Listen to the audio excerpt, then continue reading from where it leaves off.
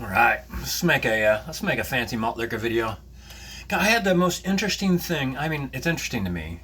Um, I had the most interesting thing happen. I was working out a series of thoughts twice, and each time I was thinking about what's the most positive take I could have on a series of situations.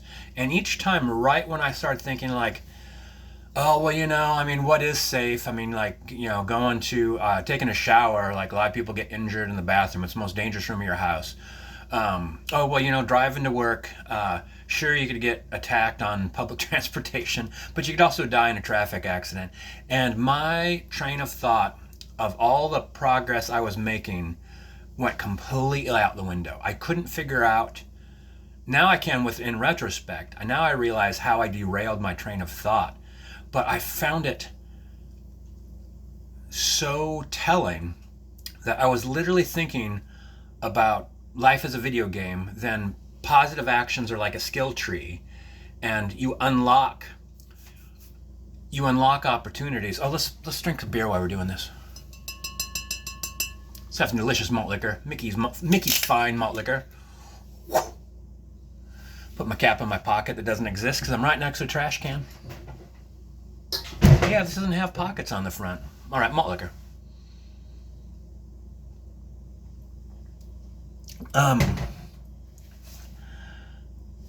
Positive skill tree, like connected to your actions.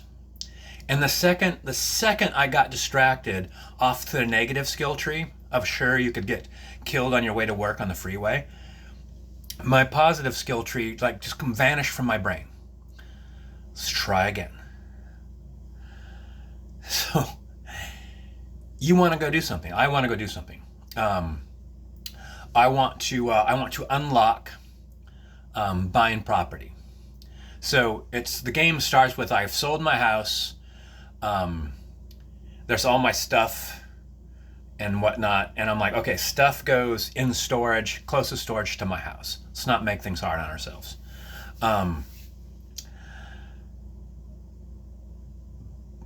Go look at some properties. It's going to take some time. We're going to go look at different properties, talk to different realtors.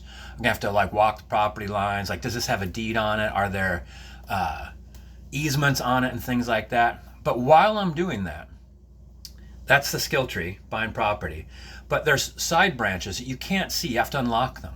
And the idea being is I should be excited to meet everyone I'm meeting out there because they have experiences, they have insights, they have wisdom, and that might unlock more things for me if I'm thinking positive about the situation. I'm trying to force my mind not to go off onto these the negative side tangents.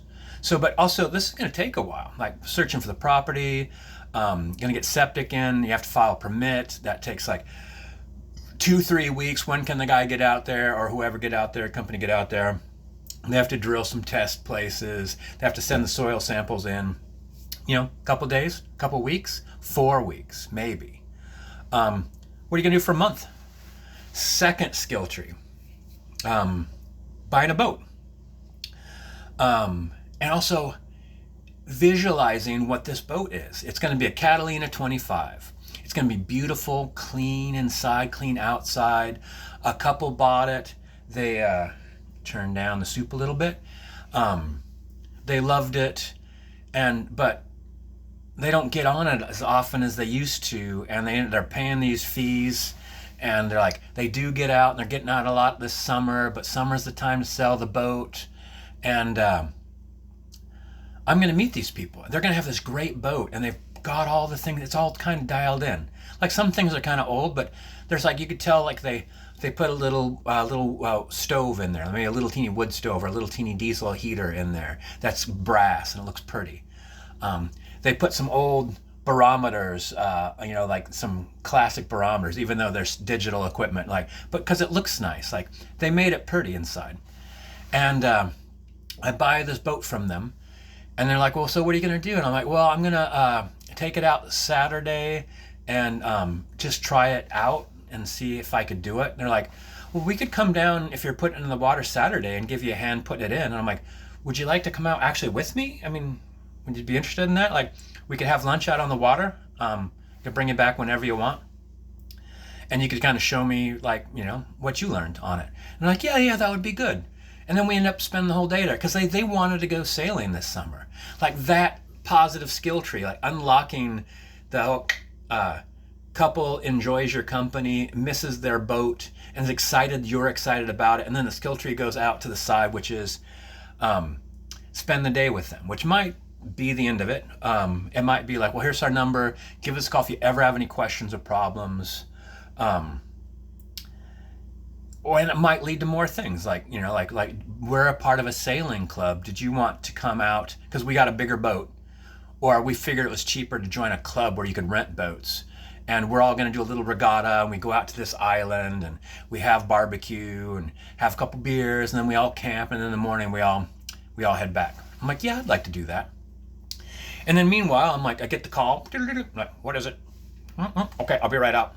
And I moor at the marina and drive out to the desert, and my septic's done. So I go out there, watch it completed, meet those guys, and the exact same thing. These are local people. And I'm like, they're like, what you gonna do? And I'm like, well, I was gonna have a cement pad put on it, and there's a couple different companies I was looking at, and they're like, well, you actually get some quotes, of course, like that, but like, you should really talk to Joseph and his wife. They actually have not only a cement company, but they also do pads installs. And then I go meet those folks. And it's like, I met so-and-so does a septic. And you start, and maybe I see those people at the restaurant, or I see them at the store, or I'll be going to the local church to meet people and let people know that I'm here and I'm cool. In the hopes that like people will see me and I'll see them and I'll know roughly who they are. I might remember their names. They might remember mine. And that might make going to the store just a little bit easier, a little less stressful. I know it's silly to stress about going to the store, but like I might recognize the teller from, she's the daughter of the guy that put in my septic or something like that. And I buy the RV to go in there, and I have it delivered, and they're like, someone from the store, or the church, or the septic company is saying like, how are you going to put that in there? And I'm like, I'm not sure. I'm not very good at backing things in. And they're like, oh, well, I could stop by and back it in. It'll just take like 10, 15 minutes. I'm like, oh, okay, I appreciate that. Not that I want to rely on people, but like, it occurs to me that I'm talking really, really fast. I want to be done by 10 minutes. It occurs to me that just thinking positively about things might happen like that isn't going to hurt. I'm not dependent on this happening. I don't need these people to back my RV in, or need these people to teach me how to sail their boat. Like, I will take classes, I will rent trucks, I will pay actually for someone to deliver and back it in. But it occurs to me like how much more rich my life might be if I really focused on unlocking these kind skill trees.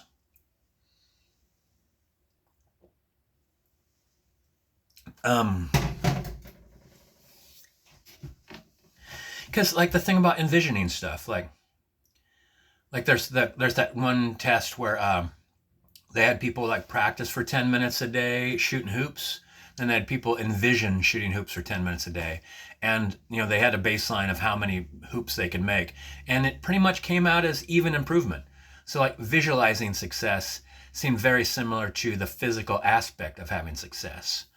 And so it occurred to me like, focus on winning, focus on success. And it's almost like the preparation you put into anything, like going on a trip. Like you think, well, I'm going to be gone 5 days.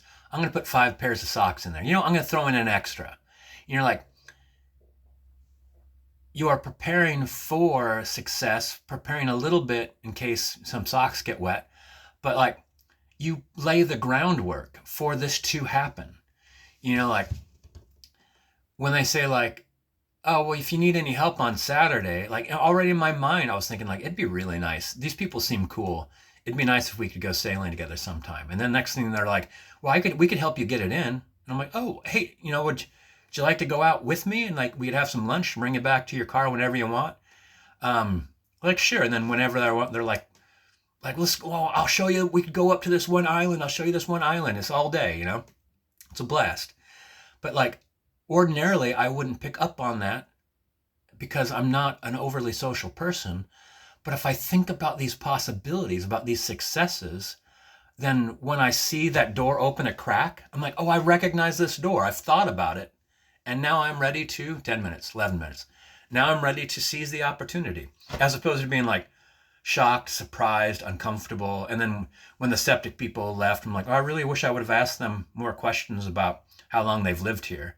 Like I'll realize that this is an opportunity, if they're friendly, interesting people, to let them know who I am a little bit and then get to know who they are a little bit, and see like, you know, if these people are going to be in my life in the future, like it's going to be important how I establish my very first relationship with them. So, all right, that's all I got to say.